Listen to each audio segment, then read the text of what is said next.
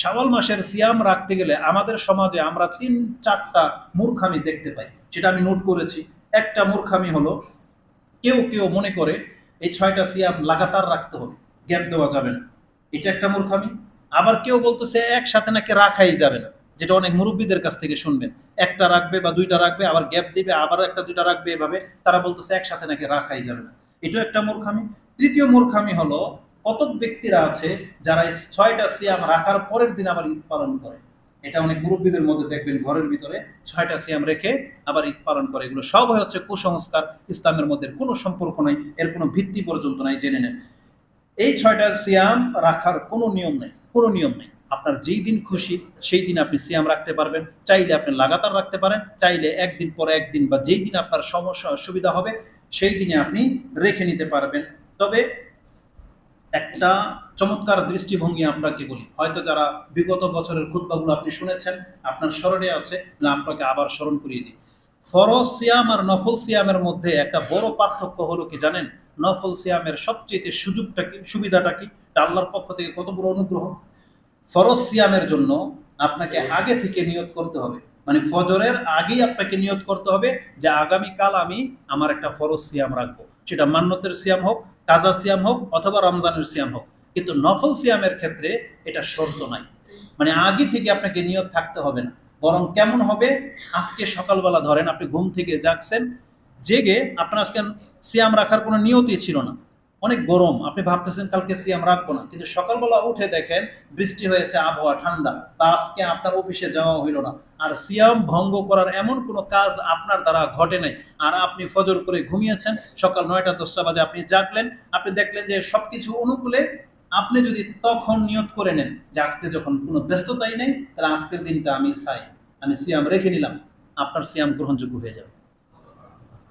সকাল 10টা-11টা পর্যন্ত, মানে জোহরের আগ পর্যন্ত যদি আপনার কোনো নিয়ত না থাকে, কিন্তু হঠাৎ করে আপনার মানে মনে করতেছে যে এতটা বেলা হয়ে গেল, তাহলে আমি আজকে সিয়ামটা রেখে নিই, আপনি রেখে নিতে পারবেন। আর আরেকটা সুবিধা হলো, আজকে আপনি ইচ্ছা করে সিয়াম রেখেছিলেন, কিন্তু হঠাৎ করে এমন বড় কাজ চেপে গেল, অথবা কোনো দাওয়াত চলে আসলো যেটা আপনাকে গ্রহণ করতেই হচ্ছে, অথবা পরিস্থিতি এত কঠিন হয়ে গেল যে আপনি সিয়াম রাখাটা কঠিন হয়ে যাচ্ছে, আপনি ইচ্ছা করলে বিনা কোনো বাধায় আপনি সিয়াম ভেঙে দিতে পারেন। নফল সিয়ামের জন্য আপনার কোনো কাফারও লাগবে না। নফল সিয়ামের 2টা জিনিস আপনি মনে রাখেন, নিয়ত আগে থেকে করা লাগে না, আর দিনের বেলায় চাইলে আপনি সিয়াম বহাল রাখতে পারেন, চাইলে আপনি সিয়াম ভেঙে দিতে পারেন, আপনার জন্য কোনো অপরাধ নেই। আজকে ভেঙে দিবেন, কালকে আবার রাখবেন, কোনো সমস্যা নেই। এটা হচ্ছে নফল সিয়ামের সবচেয়ে বড় ফয়দা। এটা জানা থাকলে কি হবে, আপনার যে কোনো দিন সিয়াম রাখাটা আপনার জন্য সহজ হয়ে যাবে। এটার জন্য 2টা দলিল দিয়ে দিই, এই মর্মে প্রায় হাদিসের কিতাবে আপনি পর্ব পাবেন। ইমাম মুসলিমের 14 নম্বর হাদিসের অধ্যায়ের 32 নম্বর পর্ব হচ্ছে বাবুন জাওয়াইজ সাওমিন নওয়াফিল বিনিয়াতি মিনান নাহার ক্বাবলা আজ-জাওয়াল।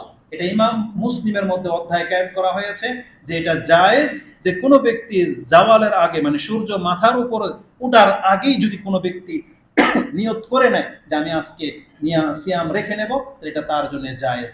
কেননা দলিল স্বরূপ তিনি কি এনেছেন, আয়েশা রাদিয়াল্লাহু তাআলা আনহা থেকে হাদিস এনেছেন যে দাখালা আলাইয়া রাসূলুল্লাহ সাল্লাল্লাহু আলাইহি ওয়াসাল্লাম যাতা ইয়াউমিন, কখনো কখনো রাসূল সাল্লাল্লাহু আমাদের কাছে আসতেন, বা একদিন আসলেন, ফাকালা হাল ইনদাকুম শাই, তোমাদের কাছে নাস্তা করার মতো কোনো খাদ্য আছে, আবার তোয়াম কোনো খাদ্য আছে, কুলনা, তখন আমরা বলতাম লা, মানে কয়েক ঘরে রাসূল সাল্লাল্লাহু আলাইহি ওয়াসাল্লাম ঘুরতেন, সুবহানাল্লাহ, তাদের জীবনটা কেমন ছিল, যে প্রায় বিবির ঘরে রাসূল সাল্লাল্লাহু আলাইহি ওয়াসাল্লাম এসে জিজ্ঞেস করতেন যে আজকে তোমার ঘরে খাবারের মতো কিছু আছে কিনা, তখন তারা বলতেন লা, আমাদের ঘরে আজকে খাদ্যের মতো কিছু নাই। কালা ফা ইন্নী ইযান সাইমুন, তখন রাসূলুল্লাহ সাল্লাল্লাহু আলাইহি ওয়াসাল্লাম যখন কোনো ঘরে কোনো খাদ্য পেলেন না, তখন তিনি বলতেন তাহলে আজকে আমি সিয়াম রেখে নিলাম।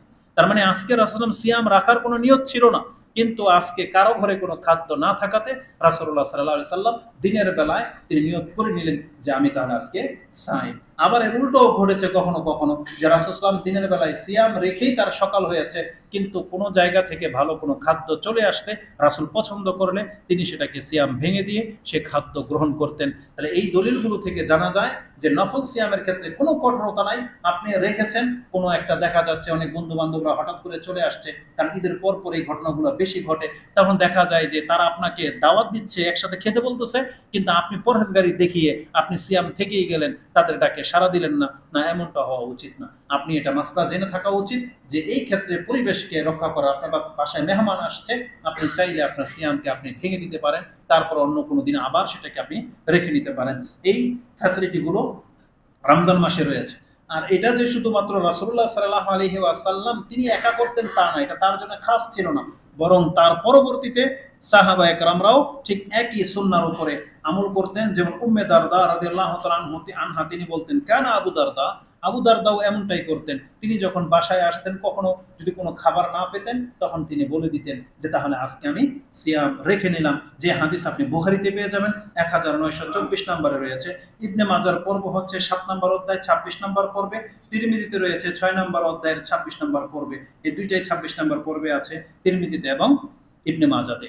তার মানে কথাটা স্পষ্টভাবে যেটা আমি আপনাকে বলতে চাচ্ছি, নফল সিয়ামের ক্ষেত্রে কোনো রকমের বাড়াবাড়ি নাই।